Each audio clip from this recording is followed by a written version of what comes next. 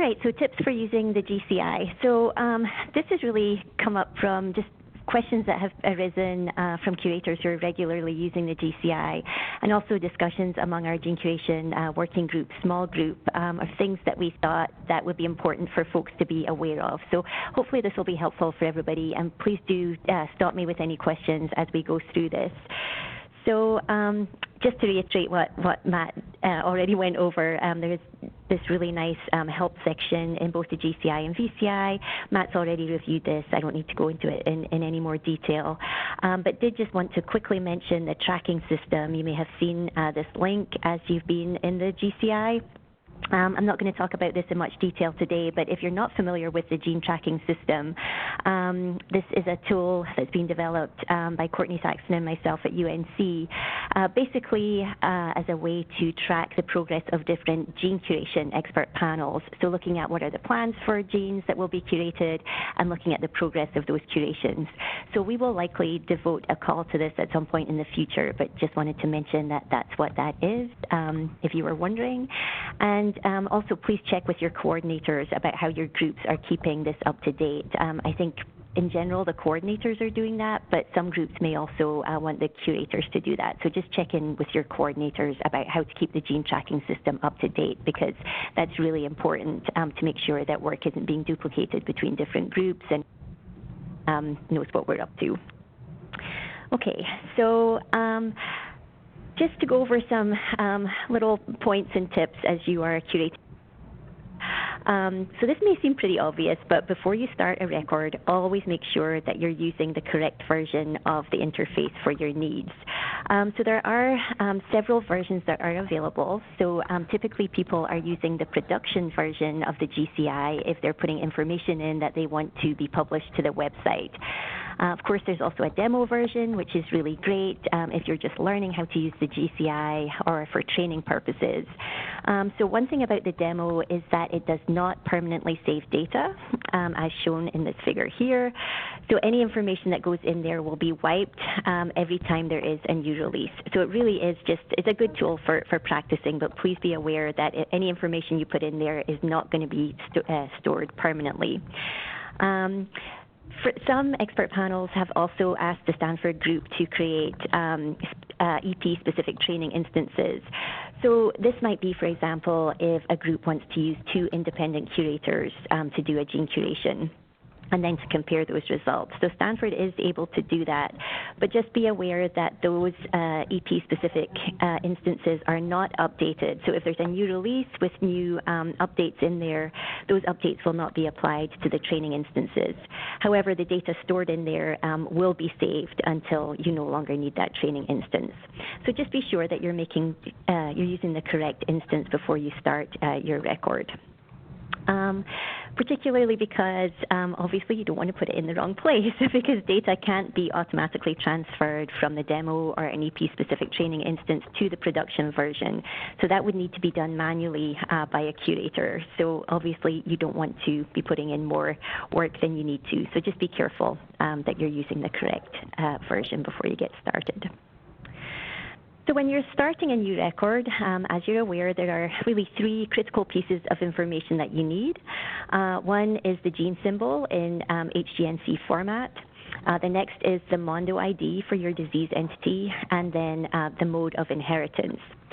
So just so you're aware, once you have pressed the submit button and made your gene disease record, you cannot change any of this information. So if by mistake you've put in the wrong gene name, like you put in GAMT instead of GATM, that cannot be changed once the record is created.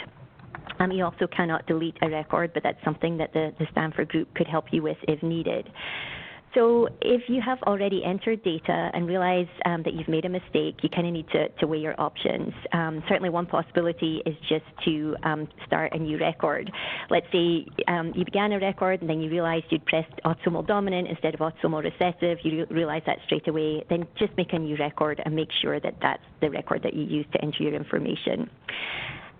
If you've already added a ton of data, it's possible that the Stanford team can help you, but just be aware that transferring data is not straightforward for the GCI team, and it's time-consuming, and obviously is taking their time and resources away from other development that they need to be doing. So if it's something that you can do yourself, we realize that it can be, again, time-consuming for you to transfer things from one record to the next, but just bearing in mind that, it can also be time-consuming for the Stanford team. So just weigh your options regarding the best way forward. So on the topic of creating a new record, perhaps one of the most challenging things is really deciding on your disease entity. So this is really under the purview of the Lumping and Splitting Working Group, and Courtney Saxton, who's chair of that group, has talked on this call before. But again, just want to point out that there are a lot of useful resources out there for you to decide on what the disease entity should be, and to make sure that you get that Mondo ID correct right from the start. So there is a Lumping and Splitting Working Group page on the ClinGen website, and they also provide a pre-curation template for you, so that you can actually start looking at different papers and filling out that information to make sure that you get the disease entity correct from the start. So as an example of this, I think I've probably made all the mistakes that I'm going to talk about in this talk, but one of those, I was curating a gene for amino acidopathies. It was the tyrosine hydroxylase gene. And one of the well-known disease entities for that is dopa-responsive dystonia. And so I put that, I created a record with that information, but then as I started to read the reviews and more information, I realized that the disease entity was actually a lot broader than that, than those early papers. Thankfully, I hadn't entered any information, but I had to go back to Mondo, create a new Mondo ID for tyrosine hydroxylase deficiency, and then created a new record. So just, keep these things in mind and make sure that you have the correct Mondo ID ahead of time. The Lumping and Splitting Working Group can help with that.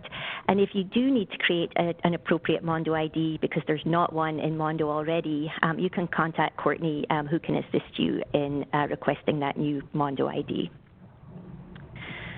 Okay, so moving on, once you have started your gene disease record and entered your PMID, the next thing you're going to be doing is entering case level data. So one thing I want to point out here is that there are different levels of case level data, as you can see here on the right. So there's a group information. So this may be where the authors have, for example, screened a cohort of individuals with a particular disorder for variants in a particular gene.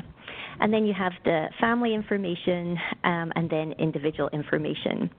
So what you want to do is to make sure that you are always starting with the broadest level first.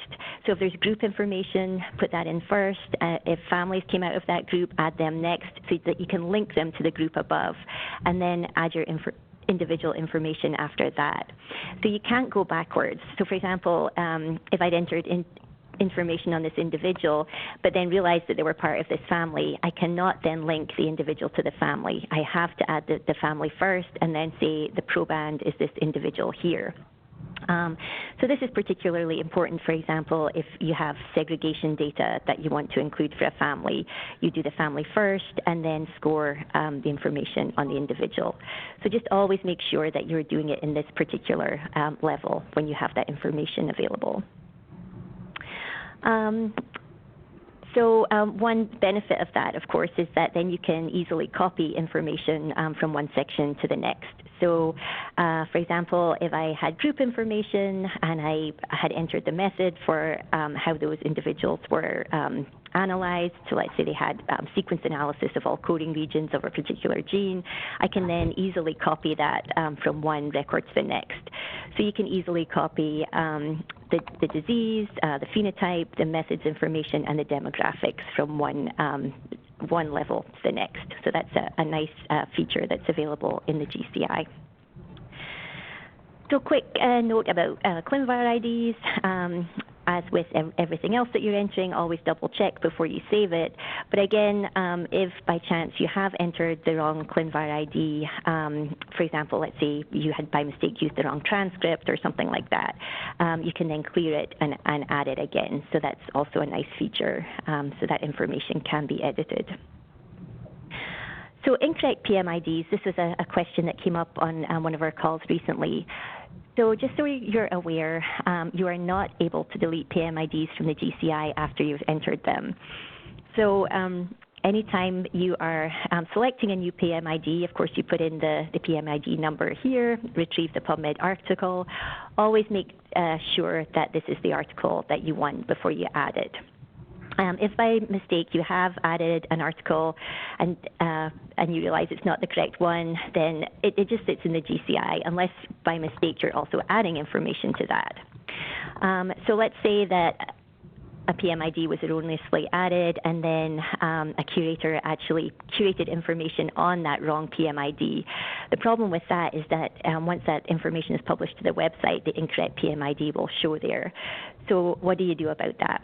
Well, the first thing you have to do is to create a new entry with the correct PMID, and then copy over all of the information that you had for the incorrect PMID, and delete everything for the incorrect PMID as well, in order that does not show up on the website.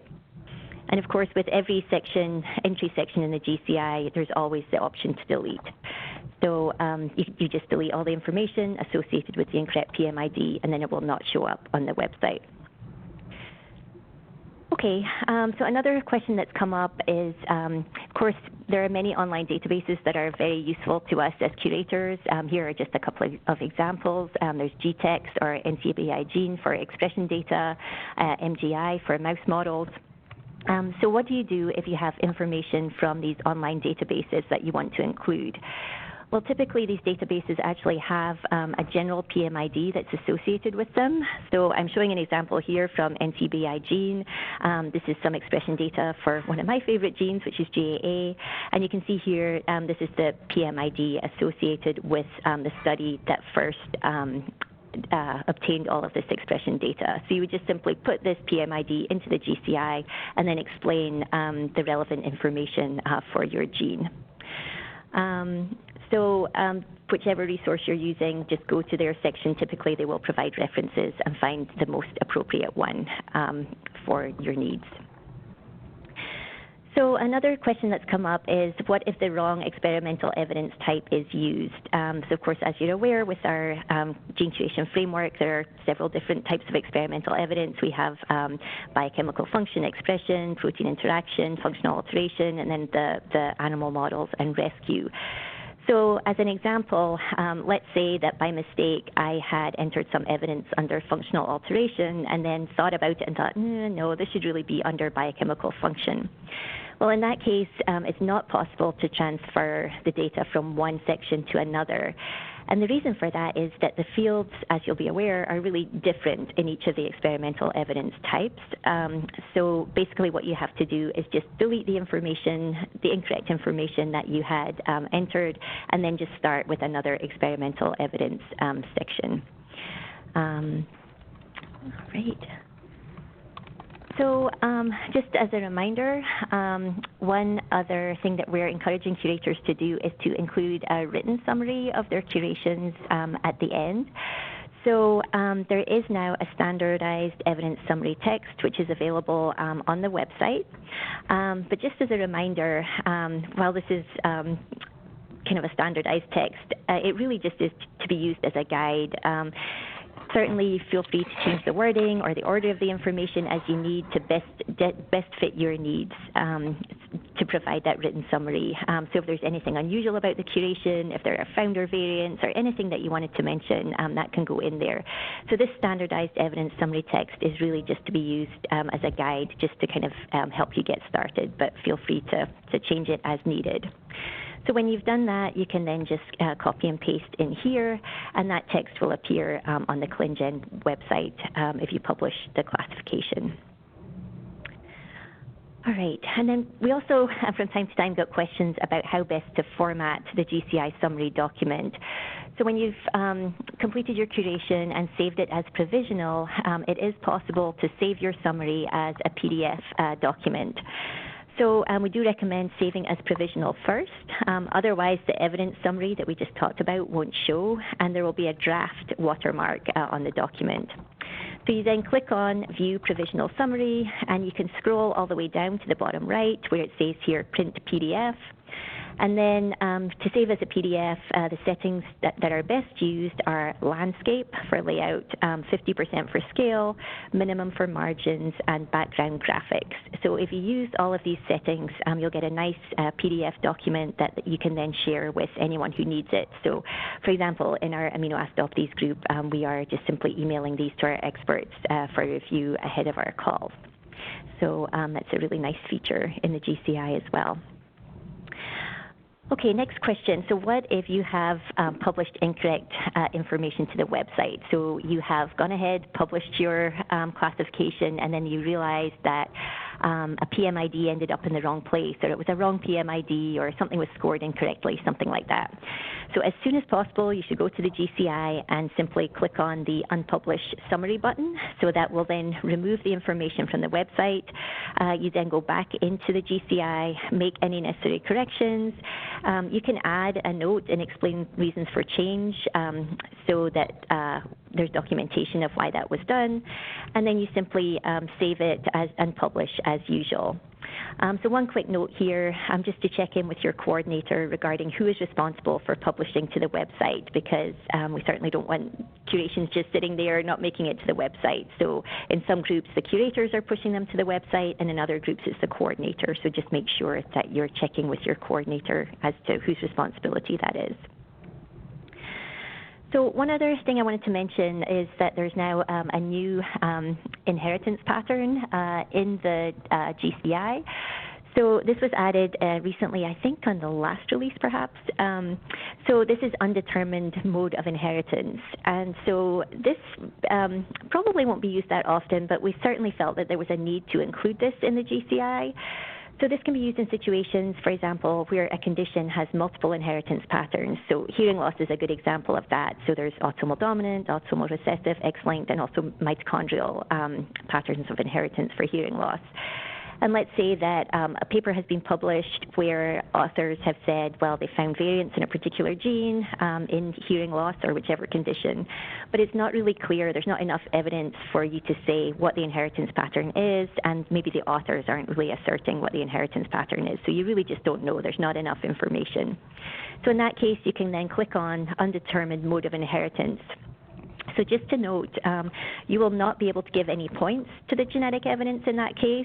You can certainly curate the information as usual in terms of the clinical features, the demographics, the method, all of that stuff, but you just can't give it a score.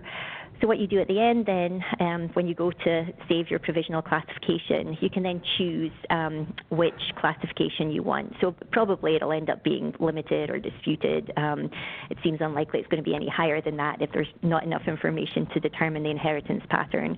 So you click on what you want, and then in your evidence summary, you can state simply that the mode of inheritance was unknown, and then give any other information that you want. So quick note about gnomAD data. I've had a couple of questions recently saying that folks have noted different gnomAD frequencies when using information from the VCI versus the new version of gnomAD. So just to note that the VCI is currently pulling information through MyVariantInfo, which is using the old version of gnomAD. So just be aware of that. If you're seeing slight differences in the allele frequencies, that may be why. Also, the VCI does not pull in all gnomAD variants. So typically it will pull in single nucleotide changes, but it doesn't always pull in small insertions, deletions. So just really be careful to check your gnomAD data, and if you're seeing that something isn't there, make sure that it really isn't there, and it's not just that the VCI is not pulling that in. So just be careful about that. And lastly, what if there is information that cannot be entered in the GCI? So here are a couple of examples. So one example is that the ClinGen allele registry cannot register variants that are over 10 kilobases in size. So, for example, a 12 kb deletion, it's not possible to register that in the allele registry. So unless there's a ClinVar ID for such a variant, you cannot enter it in the GCI. So that's one example. A second is that there are some PMIDs that are not pulled into the GCI, and then there are other resources that just don't have a PMID. And of course, to link any information in the GCI, you have to have a PMID. So what do you do in these situations? So in each of these cases, what you would do is to communicate the information that you want to include in your curation to the group experts, and then they can keep that information in mind when they're deciding on the final classification. And if the addition of that information would change your classification, you can simply do that when you save the classification at the end, and then just include a note about why you modified the classification. So let's say the points have it come out as moderate, but there were a couple of cases with large deletions that you want to include, and that would bump it up to strong. You would simply add that information in your summary at the end. And so that's everything I had in terms of questions that have come up and things we want to cover. I want to say thank you to all these great folks who have helped as we've kind of gone through this information and with continued development of the GCI. So thanks to everybody. So any questions about any of that information?